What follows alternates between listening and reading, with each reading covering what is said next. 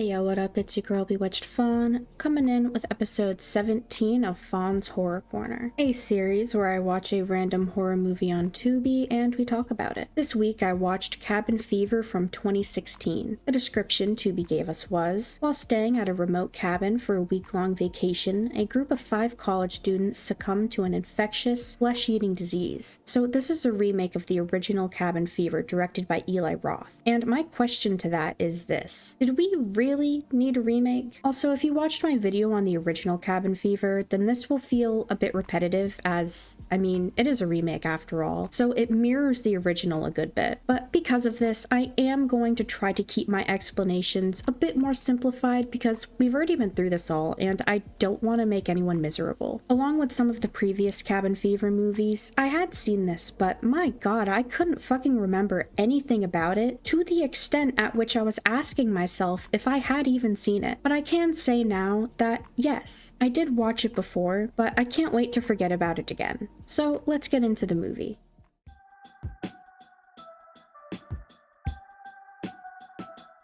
We begin with this man walking through the woods with a rabbit. He's made it to his tent and tells his dog that he caught dinner, but Pancakes isn't responding and falls apart on touch. He yells Pancakes and we get the title card. Now we see our new group driving. They're having a great time in the car. They pull up to the local store and Jeff wakes everyone up. There's this weird ass kid in the front and Paul walks up and strikes a conversation and gets bit. His father comes out and reprimands Dennis. Everyone knows to stay away from Dennis, and Paul recommends a sign. Paul gets told to go around back and wash his hands, and Jeff steps in and tells him that Dennis is a danger to people and a lawsuit waiting to happen. But these two don't give a fuck. Bert is in another world and Paul is washing his hand off. Fucking hillbilly vampires, am I right? The group is scoping out the store. Bert is grabbing beer and this guy is chatting and tells them to enjoy, and also gives a warning. A few hikers got sick last week and doctors took care of them, I guess. Bert gets busted for stealing a Snickers bar and says it was for the nougat and hands it back and apologizes. They all run back to the car and speed away, Dennis watching them drive off. Paul gets bandaged by Karen, and after a long driving scene, they arrive at the cabin. I'll give them this, it's very beautiful. They take in the cabin vibes, and Bert can't find a TV, and Karen isn't getting any signal. Oh, and there's no internet. And Bert shoots a brick because he needs his weed and video games. A whole week with no weed and video games? That's a travesty. Marcy and Jeff find the bedroom and start getting zesty. Paul is enjoying the view and Bert comes out with a rifle. There's a brain-dead conversation about the rifle. Bert says he's had years of training and is responsible, and then has an oopsie-poopsie. Paul storms off out of anger, and Bert pops a hard one probably. Now he's thrusting lighter fluid out and starts this fire like the fucking pyro he is. Now he's going to go ham. Karen is snapping some pictures and Paul comes over to chat. Paul is trying to get out of the friend zone while Karen strips down for some swimming, and Paul joins the fun. They're lounging now and Karen tells Paul about a horrible kiss she recently had, and Paul seems to finally make it out of the friend zone. Congrats. Now we see Bert out in the wild, acting out some Call of Duty kind of shit. He is actually so fucking cringe. Now safety is off and he's shooting, but he shot at a man. He gets closer and calls Bert out for shooting him. He asks for help and Bert tells him to stay back and fires warning shots. He runs away and this guy yells for help more. Marcy and Jeff stamp out the fire from Bert's pyro phase. Bert returns and gets a lecture about fire safety. He tells the group he was shooting at squirrels and they blame his behavior on video game withdrawals. Now they're having a chill fire, and they urge Paul to tell a traumatic childhood story. To summarize, again, at his childhood bowling alley, all the workers were killed in a fucked up fashion by another angry employee. Bert foreshadows a bit. This guy scares everyone with his serial killer vibes. He was summoned by the campfire. He introduces Dr. Mambo and says he's here for the free climbing. He wants to hang out, but they say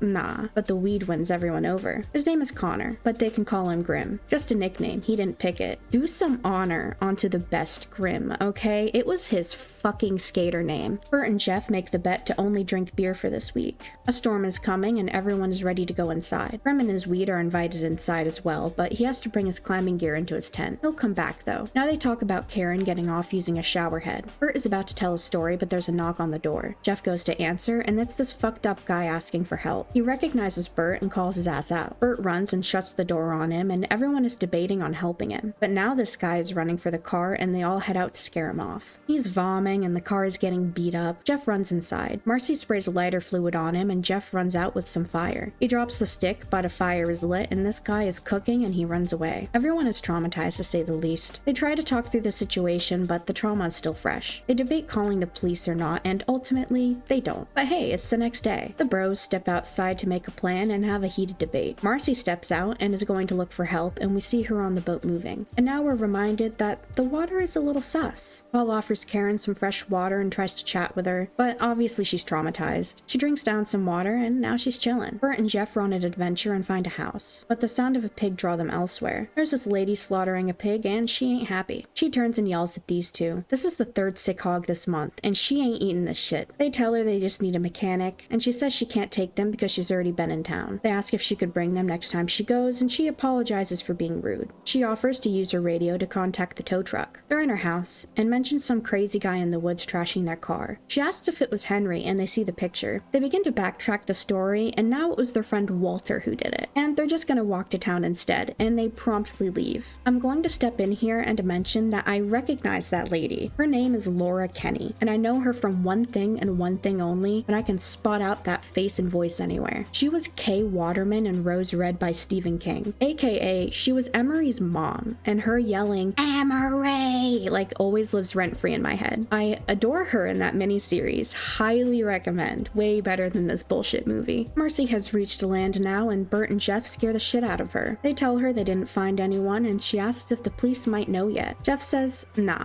they'd be at the cabin already. And now we see the police at the cabin. Paul comes out and greets, kind of. He scares her. This is Deputy Winston. She's here because of a commotion last night and Paul tells her about the situation. She's just making a report, but she's not worried. She won't let this guy ruin the fun. Karen steps out and Deputy Winston tells her to stay inside and crack open a cold one. She simps for Karen and looks at the damaged car. She'll take care of him and get that tow truck tomorrow afternoon. He's the party man and he's top priority. She says her goodbyes and leaves. Sorry, but she gives me the ick. Original Deputy Winston had so much more charm. Karen isn't looking so good and she's been drinking a lot of water. Bert and Paul are cleaning the car and are chatting about the cop interaction and how strange it was. Now they're chatting about Karen and how Paul wants to bone her and Bert is being kind of icky, but Dr. Mambo is here and he is not being friendly. Paul is ready to throw a rock at him, but Marcy is here with the rifle and scares him off. But they question where Grim might be. Jeff thinks he's rotting somewhere. They have a debate on where to go from here and plan a story to tell the deputy. Karen walks away as she's feeling sick and Paul follows. He brings her new water and checks in on her. She wants cuddles, so Paul joins her. Bert and Jeff are outside fixing the vehicle. Jeff is protecting the area from Dr. Mambo, but he shows no fear and isn't running away. Paul and Karen are getting a little flirty and he's grabbing them titas and proceeds to finger blast her. But it's not feeling good and his fingers come up looking gnarly. He yells for everyone and they see the mess that is Karen's thighs. She yells for help and Bert is panicking to high hell and shuts her in there. Flash forward and they're looking at each other to make sure no one else is infected. They're debating how to handle Karen and want to quarantine her, but shy as surprise, she's right there. And now they're transporting Karen and her mattress to a shed nearby. She's a bit salty and scared of Dr. Mambo, but they say they'll protect her and it's only for one night. Paul offers to go out and find help. Screw the dog, bro. Paul peeps through a window and these two are big mad about his creepiness and won't hear him out. So he runs and comes back home. And Karen is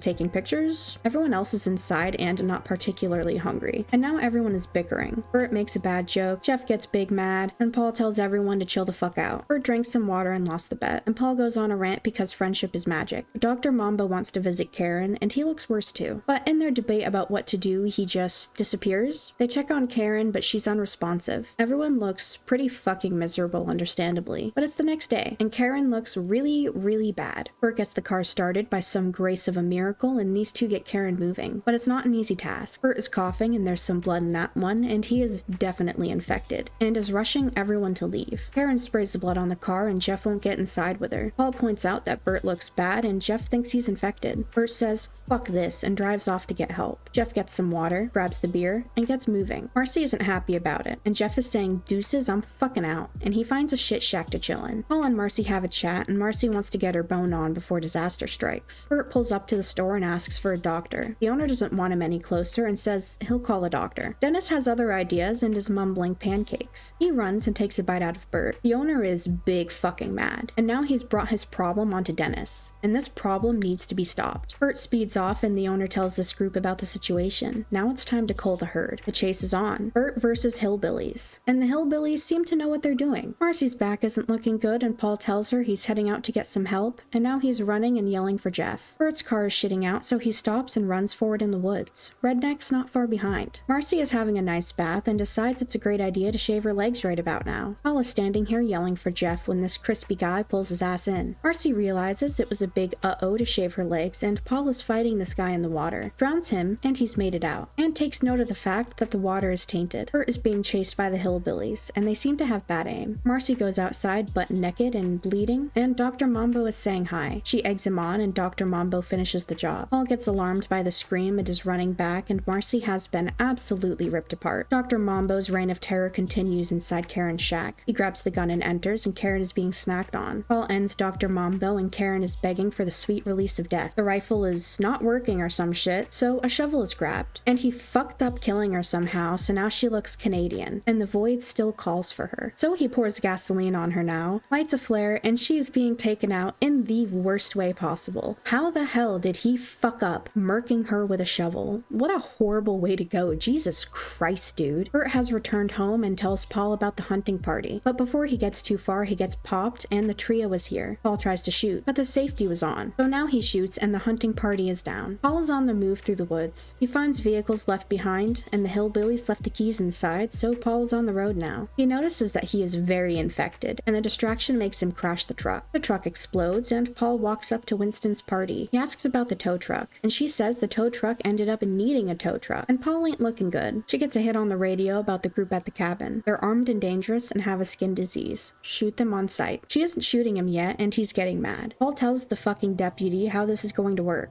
She won't kill him, but she tells him a shortcut to get to the main road, so Paul walks away. But as he runs through the woods more, there's no main road in sight. He was misled by Winston. It's a brand new day now, and Jeff has returned to the cabin, absolutely shocked by the gore left behind. He yells and laughs about how he made it, and he told them. He raises his hands up and notices he's infected. This is short-lived as Deputy Winston takes his ass out. Now we see Paul having a bad time in the woods, and Dennis lurks nearby. And that's it. That's the movie. Let's get into my afterthoughts.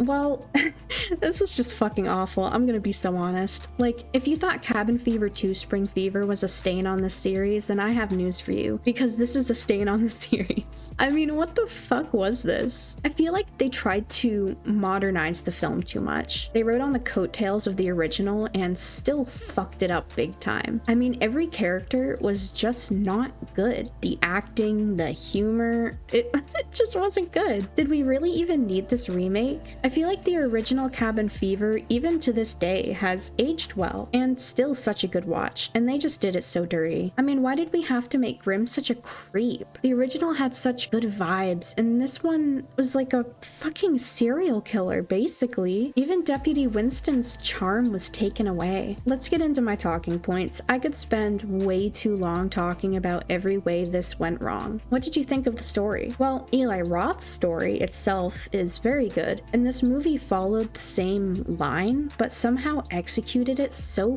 poorly and made the story itself feel bad. What about the ending? I mean, what can I really say about it? They did change a few things from the original. Instead of the whole team of cops, it was just Winston taking Jeff's ass out, so I guess in that sense it's alright. I mean, they wrapped up the story, but I still didn't enjoy it. Also, what the fuck was with Dennis? Overall thoughts? Oh man. This is just bad. As a big fan of the original movie, this was just bad. Even if you take away the gem that is the original, I mean, the acting was flat, the humor fell flat, even despite using the same jokes as the original movie. The actors just weren't good choices, I guess. I mean, it all felt, well, flat. That's really the best word I can use for it. Best and worst character? Well, best character goes to Dr. Mambo. I mean, he really stole the show here. What a treat. Worst character? Can I just give it to everyone else in the movie? Can I do that? Why am I even asking? It's my series, of course I can. Yeah, everyone else but Dr. Mambo takes worst character. As for the tier list, this is the very first movie going on to the bottom of the list. I thought it would be hard to get lower than Beast of Bray Road and Cabin Fever 2, but somehow we have hit rock bottom here. And with the Character Hall of Fame, no surprise here, but no one is making it. They did everyone so dirty, and no one was enjoyable. To wrap this up with a nice little bow, this remake was a flop. A major flop. It took scenes and jokes word for word, and it still flopped. It goes to show what difference a director and actors can truly make in a movie. Well, that's all I got. Thank you for watching if you're still here. I upload these every Saturday around 12 p.m. Eastern, as long as life doesn't get in the way. So if you enjoy, then feel free to like, comment, or subscribe. Do what you want, I can't tell you what to do. My socials are down below, as well as the link to the movie so you can watch it yourself and form your own thoughts and opinions. Let me know what you think if you decide to watch it. Next week we will cover a new random horror movie and see where that takes us. Thank you one more time for watching. Stay safe and spooky, y'all.